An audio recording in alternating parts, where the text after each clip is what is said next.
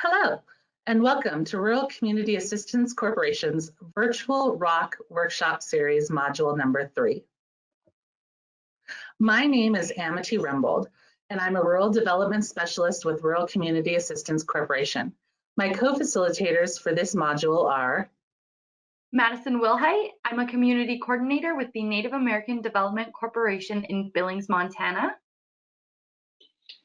And I'm Nick Dorr. I'm a community coordinator with Opportunity Link Incorporated in Havre, Montana.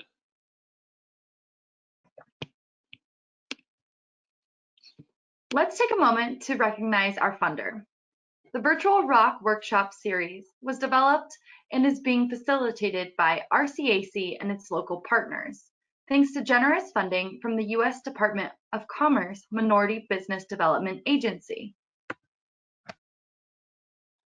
During Module 1, we discussed the 8 forms of assets or resources that exist in every community, and we used the spider diagram to evaluate the strength or weakness of each type of asset in your community. During Module 2, we introduced value chains and discussed how these differ from traditional supply chains. We also looked at the 3 types of value chain partners. Demand partners, who are the customers for your product or service. You can also think of demand partners as the individuals within the community who have a problem worth solving.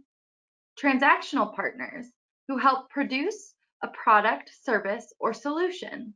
And support partners, who provide knowledge, technical assistance, financing, and certification. Finally, we looked at the 3 levels of interest: self-interest, shared interest, and common interest, and how each is needed to construct and implement a value chain.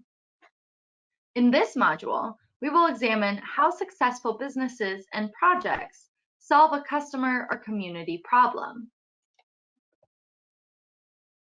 The learning objective for Module 3 is to reframe your economic opportunity, whether it's a product, service, or project, as a solution to a customer or community problem. The handouts for this module are included in your workbook. They are the Module 3 PowerPoint slides with room for notes, the Icehouse Discovery Canvas, and the Icehouse Canvas Activity, which has 3 different sections: the problem, the solution, and the connection. During this module, we will also reference the community scenario handout from Module 1. In this module, we're going to look at reframing a value chain from the perspective of addressing an economic or market opportunity. At the end of the day, a value chain is a network of people, businesses, and organizations working together to solve a customer's or a community's problem. The specific product, service, or project being developed will have a much better chance of success if it meets the underlying needs of its customers or community. After all, a business needs someone to buy its products or services in order to remain open, and a value chain only builds a community's assets, resilience, and self-sufficiency if it's sustainable.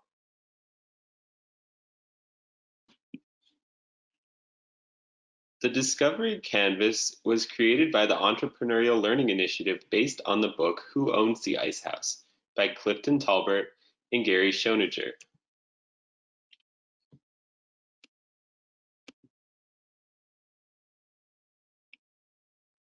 One key concept from the book is reframing your idea as a solution to a problem. Products, services, and ideas for new businesses should answer a problem. As the slide states, problems represent or equal opportunities. As entrepreneurs, we are interested in learning what people's problems are and how best to solve them.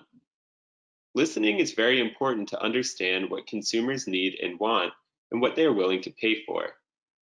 Solving problems represents an opportunity for a new business. The Icehouse Canvas is a tool we can use to canvas, test, evaluate, and measure demand. Value chains are pulled by demand as opposed to a traditional supply chain, which is pushed by a producer. The canvas is divided into 3 sections to guide the process. Section 1, What is the problem to solve? Successful value chains solve a problem by offering a product or service customers do not have the knowledge, skill, time, capacity, or desire to create themselves. For example, an auto repair shop provides services many individuals do not have the knowledge, skill, or equipment to do on their own. Likewise, a local grocery store may provide access to fresh fruits and vegetables that cannot be grown year-round in your region, to breads and cakes a customer may not have the time or skill to bake themselves, or to fresh beef and poultry a customer does not have the space or desire to raise and butcher on their own. Section 2. What are the possible solutions? Most value chains start with a solution already in mind. Now we will look at the value chain again and see if it is the right solution for the problem. Section 3. How will the value chain connect with customers or buyers who have the problem? You understand the problem, you have a great solution, now you need customers to buy your solution. The next section of the canvas explores how you are going to market your solution. Market push and pull. Just because you have a solution doesn't mean the market wants that solution.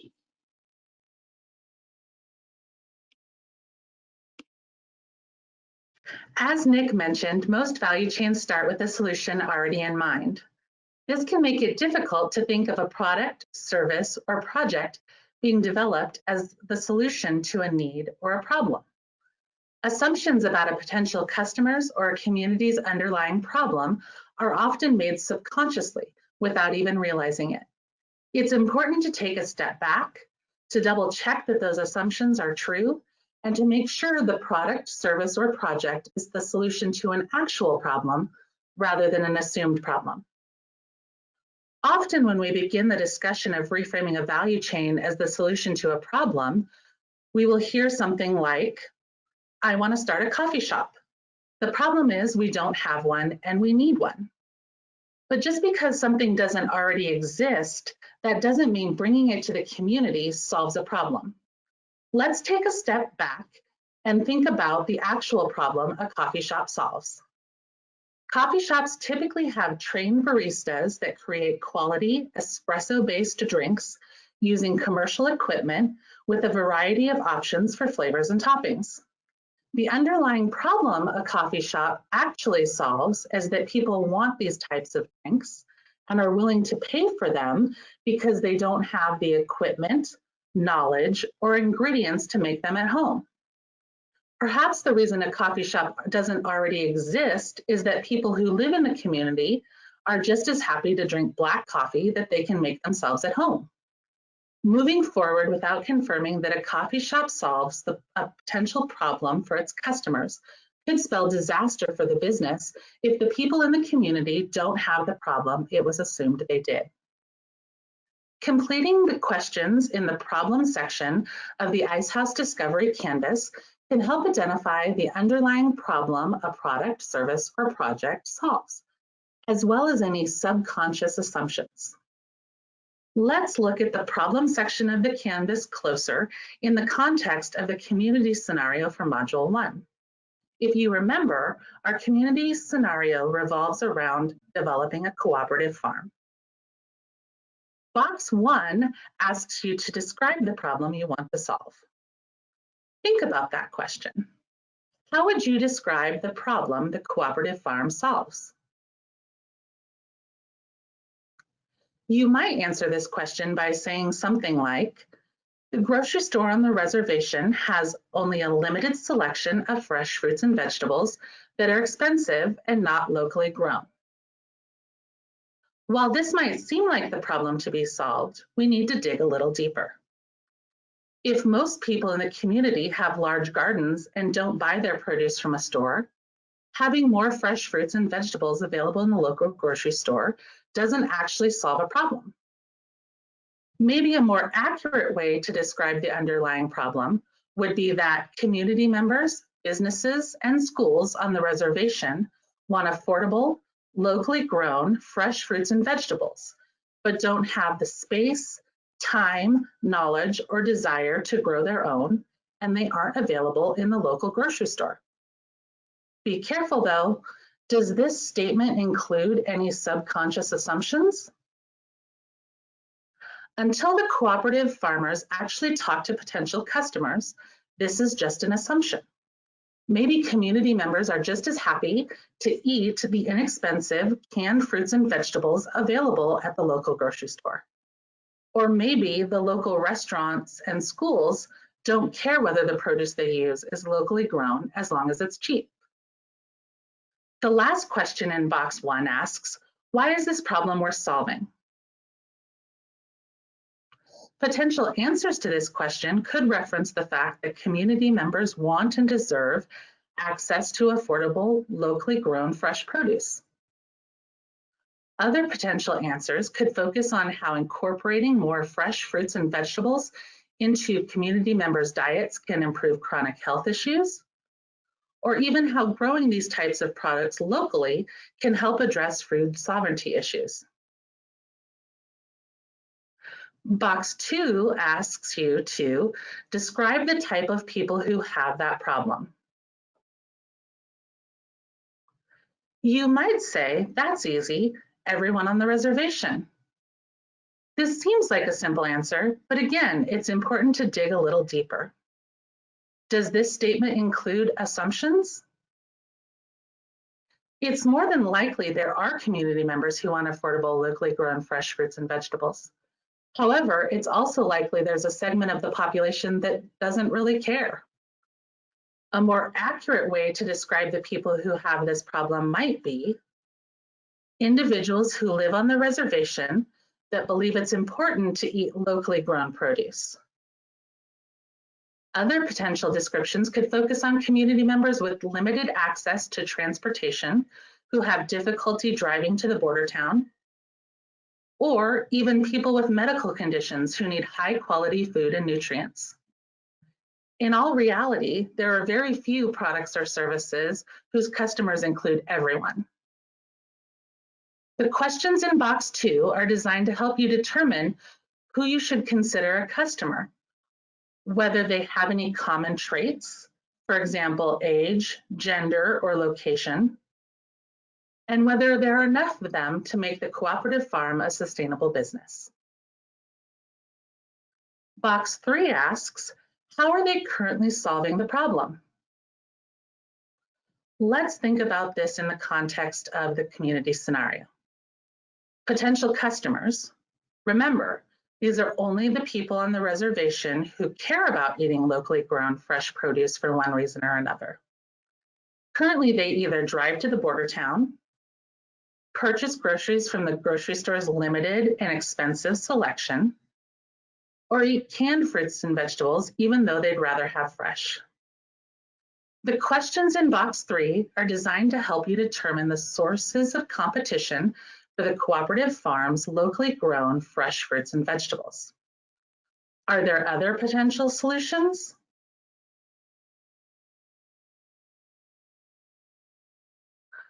Box 4 asks, what is the single most important feature of your solution? Take a moment to consider that question. You might say something like affordable, locally grown, fresh fruits and vegetables, but that's really 3 features. It's important to understand what potential customers care about most. What's most important? Is the most important feature that the produce is affordable, locally grown, or fresh? The cooperative farmers can guess which feature is the most important to their customers, but what if they're wrong? What if they guess that the most important feature is that the fruits and vegetables will be fresh? But what if affordability is actually more important to their potential customers than the freshness or where the produce is grown? The last question in box 4 asks, how will you know if others are interested in your solution? Take a second to think about the answer to that question. This is really important. There's a lot of time, money, and effort involved in developing a new product, service, or project. For example, the cooperative farmers have to invest money and time in leasing the land, purchasing the equipment, purchasing the seeds and supplies, growing the vegetables and harvesting them. It would be a shame for them to invest all that time and effort only to learn that their potential customers don't want to pay more for locally grown fresh produce than they do canned or frozen fruits and vegetables.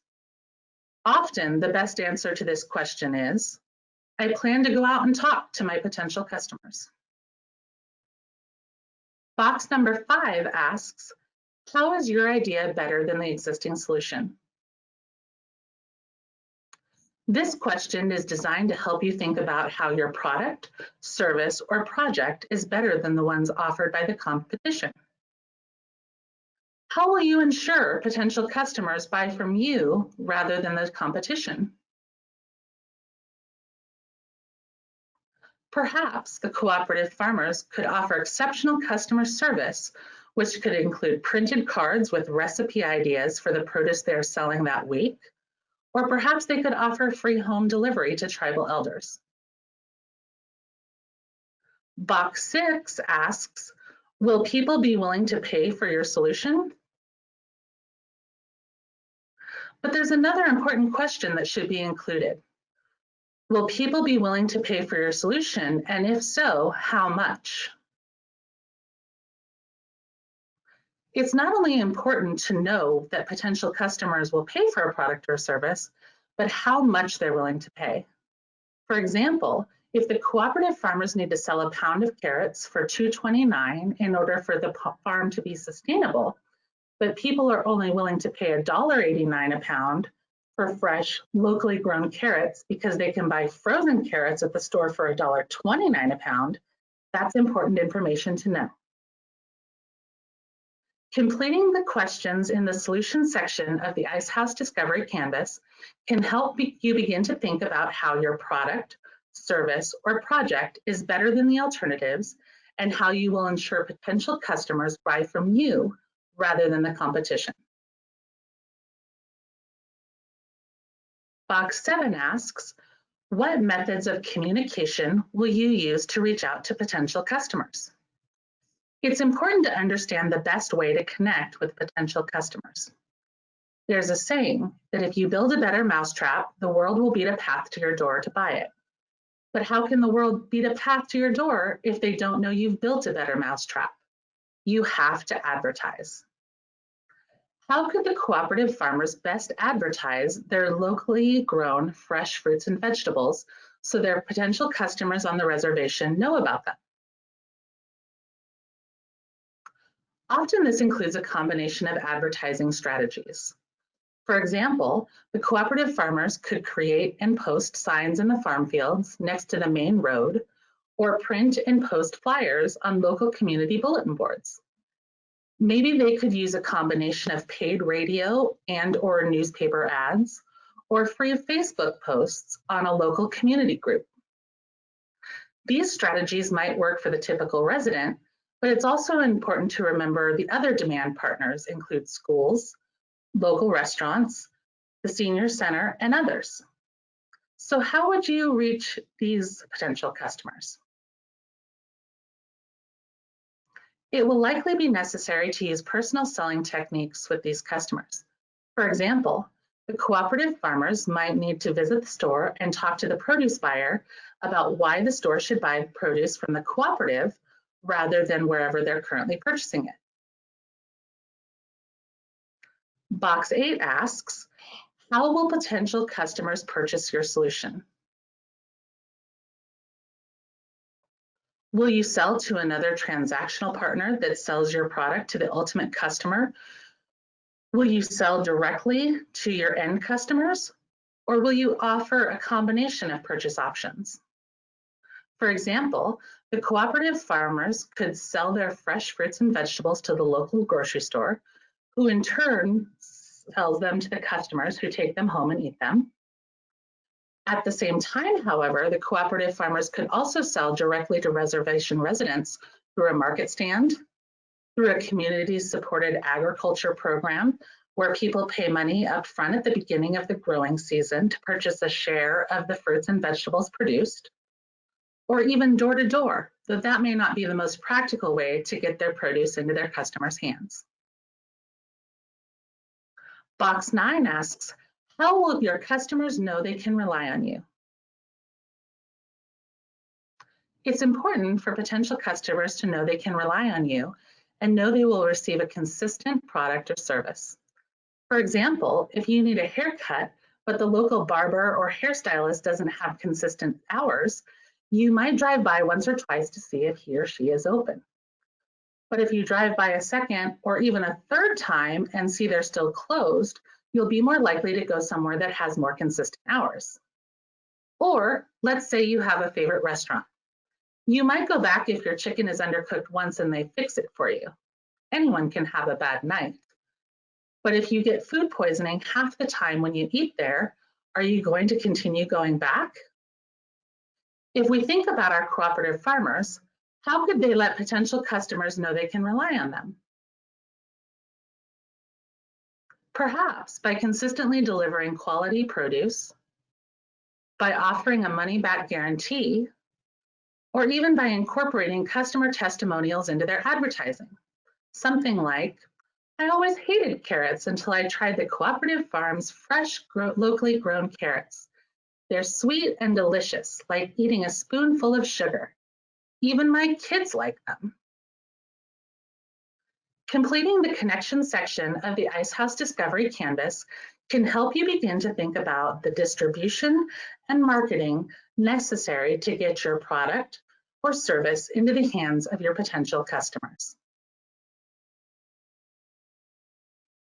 The activity for this module is to answer the questions in each box of the Icehouse Discovery Canvas, Problem, Solution, and Connection activity handout for your value chain or the community scenario. If you're comfortable, please post your answers in your community's Facebook group. Once you have finished the Discovery Canvas activity, take time to reflect on the following questions. Was it difficult to reframe the value chain as answering a problem? Does your value chain map need to change based on your answers to the Icehouse Discovery Canvas questions? Do you better understand who you need to connect with to assist in building the value chain?